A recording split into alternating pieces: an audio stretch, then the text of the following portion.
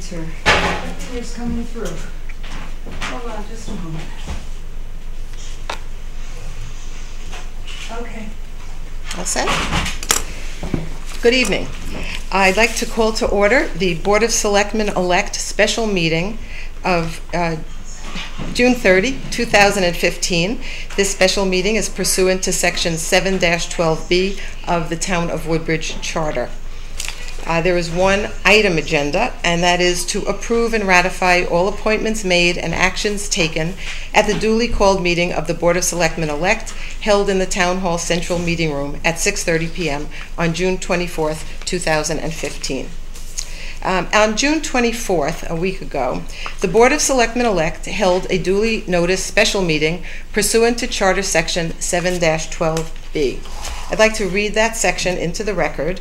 It says, "The first Selectmen-Elect and the Selectmen-Elect elected at a regular town election may, in advance of taking office, make appointments to offices the terms of which commence on the succeeding July 1. All powers of the first selectman and selectmen to fill vacancies in offices, the terms of which extend beyond the succeeding July 1, shall be vested in the first selectman-elect and the selectmen-elect at the date of their election." This is a common practice here in Woodbridge and has for many years to have the selectmen-elect make the appointments so that the boards and commissions and the officials are ready to go on July 1st. The process that was followed is the one that has been followed for years in the town. The Republican and Democratic town committees receive inquiries and resumes from interested town residents. The town committees vet the applications, conduct interviews, and make recommendations that will be presented at the meeting. We are very fortunate in the town of Woodbridge, as I noted at the other meeting, that we have many qualified and interested residents. And although they all can't be accommodated at this time, it is important to note that vacancies occur throughout the year, and the appointment process is an ongoing one. This year, the pool of candidates was outstanding, and I wish we had positions for all of the well-qualified, outstanding residents willing to serve the town of Woodbridge. Those of us who attended the meeting on June 24th had reviewed all the resumes that had been submitted, whether by Republicans or Democrats through their town committees. In fact, 1/3 of the nominations presented by the Democrats on June 24th were recommended by both the Democratic and the Republican town committees. I also think it's important to note that state statute requires that our boards and commissions include minority party representation. That is, the number of members from any one party is limited. The exact number depends on the size of the board or commission and is set forth in state statute. The process on June 24th was to have been the same as it has been for decades under both Republican and Democratic administrations. The majority party makes its recommendations, and the minority party makes its recommendations for the open positions on any board or commission. We take them up in order. We then vote in the order presented. Once the open positions are filled, no further votes are taken. That also has been a part of the process for decades, and for good reasons. A vote when there is not an open position would be futile and meaningless, and any nominee would have to be rejected because no position would be open for that nominee to fill. The usual process, which was what we followed at the last meeting, was that after board and commission appointments, we address other town positions and regional positions.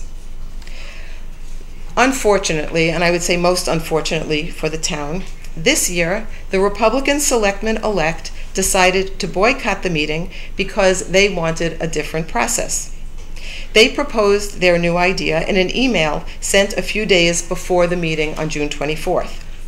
Then, on June 24th, just a few hours before the meeting, the Republicans informed me that unless we went along with their demands, they would not be at the meeting that evening. As I said last week, this strikes me as an irresponsible abrogation of their duties as Selectmen-Elect. They are holding the best interests of the town hostage until their demands are met. This is not only disrespectful to those of us who attended the meeting that evening, but more importantly, an affront to the residents of Woodbridge who count on us to do their business in a professional way.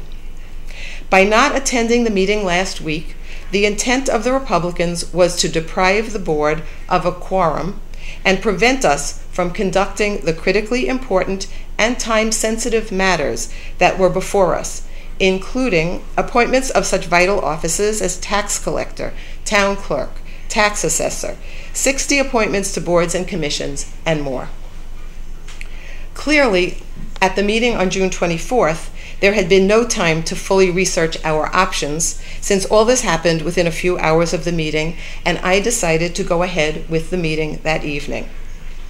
Since then, the Republican Selectmen-Elect have informed me that they believe the appointments made on June 24th were of no force and effect because there was no quorum, and that they were exploring legal recourse to challenge any actions taken by anyone appointed at the meeting they had boycotted that evening. Because of the serious quorum issue raised by the conduct of the Republican Selectmen-Elect, I scheduled this special meeting to ratify the appointments and the actions taken on June 24th. The purpose of this meeting this evening is to cure any defect and assure the smooth continuation of town government functions. As you can see, looking around this room, the Republican Selectmen-Elect have once again chosen not to attend the meeting.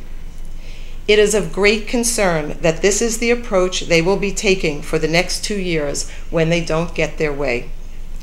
I firmly believe, and our Freedom of Information law requires, that the place to conduct the town's business is in open Board of Selectmen meetings, not in email exchanges.